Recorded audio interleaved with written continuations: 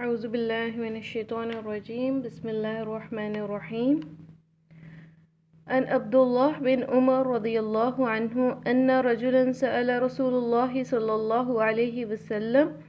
حضرت عبداللہ بن عمر سے روایت ہے کہ ایک شخص نے نبی صلی اللہ علیہ وسلم سے پوچھا، ای الاسلام خیر، کون سا اسلام بہتر ہے؟ قال، انہوں نے کہا، تطعم الطعام وتقرئ السلام على من عرفت ومن لم تعرف۔ آپ نے فرمایا کہ تو کھانا کھلائے اور سلام کہے جسے تو جانتا ہے اور جسے تو نہیں جانتا۔ متفقن علیہ، اس حدیث کو بخاری اور مسلم دونوں نے روایت کیا ہے۔ ٹھیک ہے، جس کو بخاری اور مسلم روایت کرتے ہیں اس حدیث کو متفقن علیہ کہتے ہیں۔ مشکل الفاظ، سألہ پوچھا، خیر بہتر، ایو کون سا، تعارف تو جانتا ہو۔ اچھا، اب آجے اس کی تشریح پر۔ نبی صلی اللہ علیہ وسلم سے حضرت عبداللہ بن عمر نے جب یہ بات پوچھی تو آپ صلی اللہ علیہ وسلم نے کہا کہ بہترین اسلام یہ ہے کہ تم کھانا کھلاؤ۔ ٹھیک ہے، تو اس چیز کو جو ہے نا قرآن اس طرح کہتا ہے، اس کی ترغیب کے بارے میں، کھانا کھلانے کے بارے میں، کہ جو ہے نا ارأیت الذی یکذب بالدین، کیا تم نے اس شخص کو دیکھا ہے جو آخرت کے دن کو جھٹلاتا ہے؟ فذلک الذی یدع الیتیم، جو یتیم کو دھکے دیتا ہے، ولا یحض علی طعام المسکین، اور مسکین کو کھانا کھلانے کی ترغیب نہیں دیتا۔ یعنی یہ برے اخلاق کی علامت ہے جو شخص نہ تو کھانا کھلائے کسی کو اور نہ ہی اس کی ترغیب دے، نہ ہی دوسروں کو کہے کہ کھانا کھلانا چاہیے۔ پھر ظاہر سی بات ہے، کھانا کسے کھلانا ہے؟ یہ تو نہیں کرنا نا کہ دعوتیں کر کے تو جو لوگ کھاتے پیتے ہیں ہم انہی کو کھلائی جائیں، جیسے ہمارے معاشرے میں عام طور پہ ہوتا ہے۔ یہ نہیں کرنا۔ کرنا کیا ہے کہ غریب، مسکین، جسے نہیں ملتا کھانے کو، ٹھیک ہے، جس کی شکل سے پتہ چل رہا ہے کہ وہ بھوکا ہے یا جسے اچھا کھانا میسر نہیں ہے، ٹھیک ہے، تو آپ اپنی خوشی سے اس کو کچھ کھلا دیں، وہ چیز ہے۔ ٹھیک ہے، آپ صلی اللہ علیہ وسلم کی حدیث ہے، آپ نے فرمایا، وہ شخص مومن نہیں جو خود تو پیٹ بھر کر رات گزارے اور اس کا پڑوسی جو اس کے پہلو میں رہتا ہے بھوکا رہے۔ یعنی اسلام جو ہے نا وہ ہماری جو تربیت کرتا ہے اس میں یہ چیز بھی نہیں برداشت کی گئی کہ ہم خود تو پیٹ بھر کر سو رہے اور ہمارا پڑوسی یا کوئی اور شخص جسے ہم جانتے ہیں وہ بھوکا سوئے اور ہمیں علم ہی نہ ہو۔ یعنی ہم لوگ اتنے بے حس نہ ہوں کہ ہمیں پتہ بھی نہ ہو کہ ساتھ والا پہلو میں جو انسان رہتا ہے اس نے کچھ کھایا بھی ہے یا نہیں۔ یعنی ہم یہ کہہ کے نہیں چھوٹ جائیں گے کہ نہیں جی ہمیں تو پتہ ہی نہیں تھا کہ فلاں بھوکا ہے یا نہیں ہے۔ اس چیز پر بھی ہماری پکڑ ہوگی کہ ہمارے تعلقات اتنے خراب ہیں کہ ہمیں یہ چیز پتہ ہی نہیں تھی، ہم اتنے بے حس ہیں۔ اچھا، اب آجے حدیث کا دوسرا حصہ کیا کہ وَتُقْرِئُ السَّلَامَ عَلَى مَنْ عَرَفْتَ وَمَنْ لَمْ تَعْرِفْ، کہ تم سلام کرو جسے تم جانتے ہو اور جسے تم نہیں جانتے۔ اچھا، سلام کے بارے میں نا نبی صلی اللہ علیہ وسلم کا ارشاد ہے، آپ نے ایک دفعہ کہا کہ تمہیں کیا ایک ایسی چیز نہ بتا دوں کہ جب تم اسے کرو گے تو تمہارے دلوں میں باہمی محبت آ جائے گی۔ تو وہ چیز کیا تھی؟ آپس میں سلام کو پھیلاؤ۔ اور پھر نبی صلی اللہ علیہ وسلم کا ایک اور ارشاد ہے کہ جب تم اپنے گھروں میں داخل ہونے لگو تو اہل خانہ کو سلام کہا کرو، اللہ اس کے طفیل تمہارے گھروں میں برکت عطا فرمائیں گے۔ حضرت انس سے روایت ہے کہ نبی صلی اللہ علیہ وسلم نے فرمایا، میرے بیٹے جب گھر میں داخل ہو تو گھر والوں کو سلام کہا کرو، یہ سلام تمہارے لیے اور تمہارے گھر والوں کے لیے برکت کا موجب ہوگا۔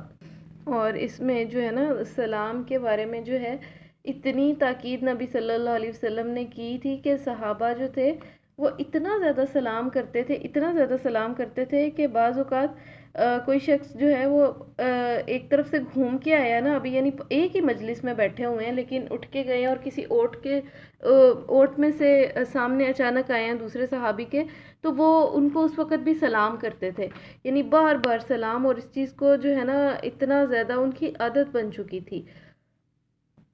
پھر جاننے والے اور انجان ہر شخص کو سلام کرنا چاہیے۔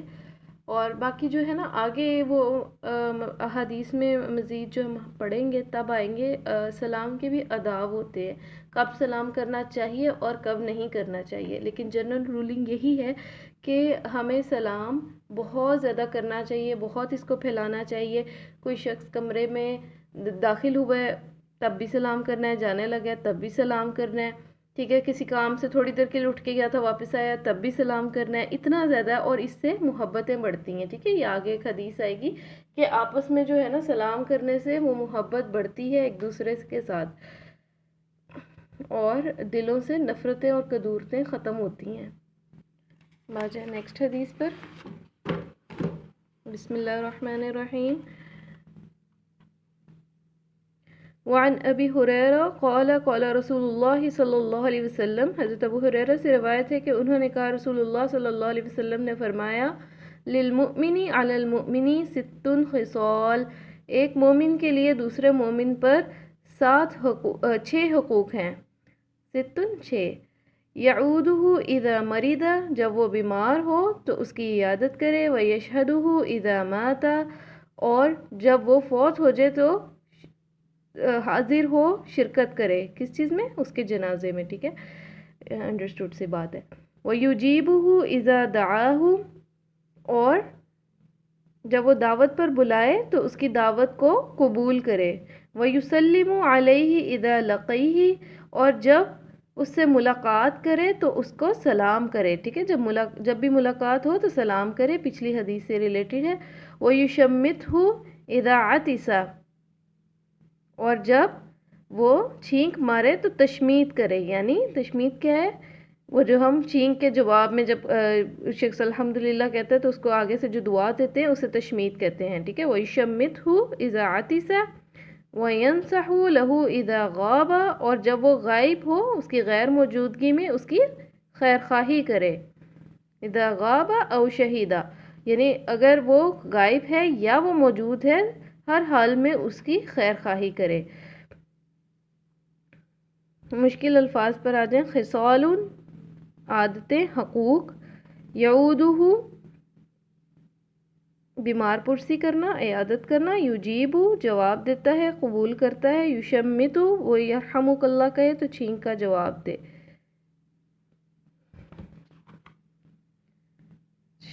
اب آ جائیں اس کی تشریح میں۔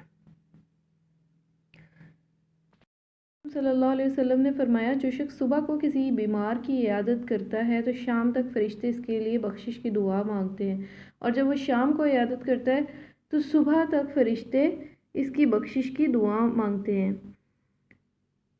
صحیح مسلم میں ہے کہ جب کوئی مسلمان اپنے بھائی کی عیادت کے لیے جاتا ہے تو جب تک وہ گھر واپس نہ آ جائے اہل جنت کی راہ پر رہتا ہے، یعنی اتنے فضائل ہیں عیادت کرنے کے۔ اور وعید بھی ہے، جو شخص کسی کی عیادت نہ کرے تو حدیث نبوی میں ہے قیامت کے دن اللہ تعالیٰ اپنے ایک بندے کو بلا کر فرمائیں گے کہ اے میرے بندے، میں بیمار تھا، تو نے میری عیادت نہ کی۔ وہ کہے گا یا اللہ آپ تو بیمار ہونے سے پاک ہیں۔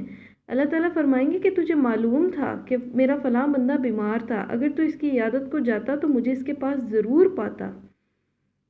اور یہ بھی بات ہے کہ نبی صلی اللہ علیہ وسلم تو یہود و نصارہ کی بھی عیادت کرتے تھے، تو کیا ہو گیا کہ ہم لوگ اپنے مسلمان بھائیوں کی، بہن بھائیوں کی عیادت نہیں کرتے۔ عیادت مریض کے ثمرات، جذبہ ہمدردی اور خموساری ابھرتا ہے، مریض کے دل کو تسکین پہنچتی ہے، غریب مریضوں کی عیادت کرنے والوں کے دل میں مالی تعاون کا جذبہ پیدا ہوتا ہے، اخوت اور محبت میں اضافہ ہوتا ہے۔ اچھا، یہ ساری باتیں وہاں ہیں جہاں واقعی دل سے ہمدردی ہو، آپ چاہیں کسی کی عیادت کرنے کی، نہیں کہ آپ کسی کی عیادت کرنے گئے ہیں تو الٹا اس کے گھر والوں کو اور مصیبت پڑ جائے کہ وہ آپ کی خدمت میں لگ جائیں، چائے پانی اور کھانے شانے آپ کے پیش کرنے لگ جائیں اور اپنے بیمار بیچارے کو وہ چھوڑ دیں۔ ایسے نہیں جانا چاہیے۔ اگر کہیں جائیں تو کہیں کوئی پھل فروٹ، کوئی جوس، اور نہیں تو یعنی کچھ گھر سے بنا کر لے جانا چاہیے کہ وہ جو بیمار انسان ہے اس کی پسند کی کوئی چیز بھی ہو اور آپ اس کے گھر والوں پر بوجھ بھی نہ بنیں۔ اچھا، دوسرا حق ہے جنازے میں شرکت۔ جب کوئی مسلمان فوت ہو جائے تو دوسرے مسلمان کے لیے ضروری ہے کہ وہ اس کی تجہیز اور تکفین اور جنازے میں شریک ہو۔ تجہیز کہتے ہیں تجہیز اور تکفین کے غسل دینا اور کفن دینا۔ حضرت ابو ہریرہ سے روایت ہے کہ رسول اللہ صلی اللہ علیہ وسلم نے فرمایا، جس نے ایمان اور اخلاص کے ساتھ کسی مسلمان کی جنازے میں شرکت کی اور نماز اور دفن تک برابر ساتھ رہا تو اس کو 2 قیرات سونے خرچ کرنے کا اجر ملے گا۔ اور 1 قیرات کتنا ہے؟ 1 قیرات احد پہاڑ کے برابر ہے، اور وہ اس کو ملے گا جو نماز تو اس نے پڑھ لی، جنازہ پڑھ لیا لیکن دفنایا نہیں، لیکن جس نے دفنا بھی دیا تو اس کو 2 خیرات خرچ کرنے کا ثواب ملے گا۔ جامع ترمذی میں کہ رسول اللہ صلی اللہ علیہ وسلم نے فرمایا، جس نے جنازے میں شرکت کی اور 3 مرتبہ جنازے کو کندھا دیا، اس نے اپنا حق ادا کر دیا۔ اچھا، تیسرا حق ہے مسلمان بھائی کی دعوت کو قبول کرنا۔ رسول اللہ نے کہا کہ دعوت کوئی مسلمان بھائی آپ کو دے تو اس کو قبول کرنی چاہیے، اس کے بے شمار فائدے ہیں، محبت میں اضافہ ہوتا ہے، ایک دوسرے کے ساتھ تعلقات مزید قریب ہو جاتے ہیں، عداوتیں، کدورتیں اور رنجشیں ختم ہو جاتی ہیں، دونوں ایک دوسرے کے خیر خواہ بن جاتے ہیں، خوشگوار معاشرتی تعلقات استوار ہوتے ہیں۔ اللہ اور رسول کے فرمان کے مطابق مسلمان بھائیوں کو دعوت پر مدعو کرنے پر اجر عظیم ملتا ہے۔ اچھا، اس میں بھی یہ بات ہے کہ بعض اوقات لوگ دوسروں کی دعوت اس لیے بھی نہیں قبول کرتے کہ ہمیں کھانے کو کچھ اچھا نہیں ملے گا، وہاں پہ ہماری کوئی بہت پرتکلف دعوت کرے تو پھر ہم جائیں گے، نہیں تو ہم کیوں جائیں، یہ بھی سوچ ہوتی ہے۔ تو یہ نہیں سوچنا چاہیے، جب بھی کوئی شخص جو ہے ادنا سی بھی دعوت دے تو اس کو قبول کر لینا چاہیے۔ اچھا، چوتھا حق ہے عند الملاقات سلام کرنا، کہ جب بھی ملاقات ہو سلام کرے، اور اس میں یہ کہ جو افضل وہ ہے جو پہل کرتا ہے سلام میں، اور 30 نیکیاں بھی اسی کو ملتی ہیں جو پہل کرتا ہے، اور جواب دینے والے کو 10 ملتی ہیں۔ اور جو ہے نبی صلی اللہ علیہ وسلم کا فرمان ہے کہ مسلمان ایک جو ہے نا ایک دوسرے کے بھائی ہیں، اور ایک مسلمان کے لیے جائز نہیں کہ دوسرے مسلمان سے 3 دن سے زیادہ ترک تعلق کرے۔ 3 دن کے بعد جب دونوں کا آمنا سامنا ہو تو ان میں سے ایک کو لازمی سلام کرنا چاہیے اور دوسرے کو جواب دینا چاہیے، اور جو آگے سے جواب نہ دے تو وہ گنہگار ہوگا۔ رسول اکرم کا ارشاد ہے کہ جب 2 مسلمان آپس میں ملتے ہیں اور مصافحہ کرتے ہیں تو ان کے جدا ہونے سے پہلے اللہ تعالیٰ ان کی مغفرت فرما دیتا ہے۔ سلام کے فوائد: سلام کہنے سے تکبر اور غرور ختم ہوتا ہے، عاجزی اور انکساری جیسے اوصاف حمیدہ پیدا ہوتے ہیں۔ نبی صلی اللہ علیہ وسلم کا ارشاد ہے، سلام میں پہل کرنے والا تکبر سے پاک ہوتا ہے۔ پھر آپ صلی اللہ علیہ وسلم نے ارشاد فرمایا، کیا میں تمہیں ایک ایسا کام نہ بتاؤں کہ جب تم اسے کرنے لگو تو تمہارے دلوں میں باہمی محبت پیدا ہو جائے، آپس میں سلام پھیلاؤ۔ نبی صلی اللہ علیہ وسلم نے حضرت انس سے فرمایا، اے میرے بیٹے، جب تم گھر میں داخل ہو تو گھر والوں کو سلام کہو، یہ سلام تمہارے گھر والوں کے لیے برکت کا باعث ہوگا۔ 5واں حق کیا ہے؟ تشمیت کا جواب دینا۔ تشمیت کیا ہے کہ جب کسی شخص کو چھین کر وہ الحمدللہ کہے تو سننے والا یا قریب بیٹھا ہوا وہ آگے سے کہے یرحمک اللہ۔ بعض اوقات چھینک بیماریوں سے نجات کا سبب بنتی ہے، اس لیے چھینک آنے پر الحمدللہ کہنا چاہیے، ٹھیک ہے۔ اور لیکن اس میں یہ ہے احتیاط کہ جب نزلہ یا زکام ہو اور 3 دفعہ سے زیادہ آئے تو پھر الحمدللہ نہیں کہتے، یہ بھی رسول اللہ کا سکھایا ہوا ادب ہے۔ اچھا، چھٹا حق ہے مسلمان کی موجودگی اور غیر موجودگی میں اس کی خیر خواہی کرنا۔ حضرت جریر بن عبداللہ روایت کرتے ہیں کہ میں نے رسول اللہ صلی اللہ علیہ وسلم کے ہاتھوں پر 3 باتوں کی بیعت کی: نماز، زکوٰۃ اور ہر مسلمان کے ساتھ خیر خواہی۔ ہماری خیر خواہی کہاں تک ہوتی ہے کہ جو شخص سامنے اس کی تعریفیں کرتے رہیں گے منہ پر، تم بہت اچھے، تم نے کمال کر دیا، یہ ہے وہ ہے، لیکن جیسے ہی وہ شخص جاتا ہے کہیں تو ہم فوراً اس کی تعریفوں سے ہی جو ہے نا ایک دم پلٹ کے برائیوں پہ آ جاتے ہیں، اور اس کی غیر موجودگی میں اس کی برائیاں کرتے ہیں، یعنی بدخواہی کرتے ہیں اس کی۔ تو کیا ہے کہ مسلمان کی خیر خواہی کیا ہے کہ اس کی موجودگی اور عدم موجودگی دونوں میں اس کا ساتھ دیا جائے، ٹھیک ہے۔ غیر موجودگی میں کیسے ساتھ دیا جائے کہ کوئی شخص اس کی برائی کرے تو فوراً اس کی اچھائی بیان کر دو اور چپ کرا دو، کسی کو اس کی برائی نہ کرنے دو۔ اچھا، حضرت نعمان بن بشیر سے روایت ہے کہ رسول اللہ صلی اللہ علیہ وسلم نے فرمایا کہ تم اہل ایمان کو رحم، محبت اور مہربانی میں ایسا دیکھو گے جیسے کہ ایک جسم، کہ اگر اس کا ایک عضو بیمار ہو جائے تو اس کی تکلیف کو وہ اپنے سارے جسم میں محسوس کرتا ہے، ٹھیک ہے۔ اگر ہم یہ بات سوچیں کہ ہم ایک جسم کی مانند ہیں تو ہم کبھی بھی اپنے مسلمان بھائی کی بدخواہی یا بدتعریفی برداشت نہ کریں، اور ہم ہر حال میں اس کی خیر خواہی کریں۔ اگر ہم اس کو اپنے جسم کا حصہ سمجھتے ہیں، اگر ہم اس سے اپنا واقعی دلی تعلق سمجھتے ہیں۔ چلیں، آج کے لیے یہ 2 احادیث ہی کافی ہیں، اور جو ہے مجھے اس کی فیڈ بیک ضرور دیجیے گا۔ کوئی بات نہیں سمجھ آئی آپ بے شک کمنٹس میں پوچھ سکتے ہیں، نہیں تو آپ مجھے پرسنلی میسیج بھی کر سکتے ہیں، ٹھیک ہے۔ امید ہے کہ آپ کو اچھی سی سمجھ آئی ہوگی۔ ان دونوں حدیثوں کو آپ نے ریپیٹ کرنا ہے، یاد کرنا ہے اور مجھے سنانی ہے۔ اشہد ان لا الہ الا انت استغفرک و اتوب الیک۔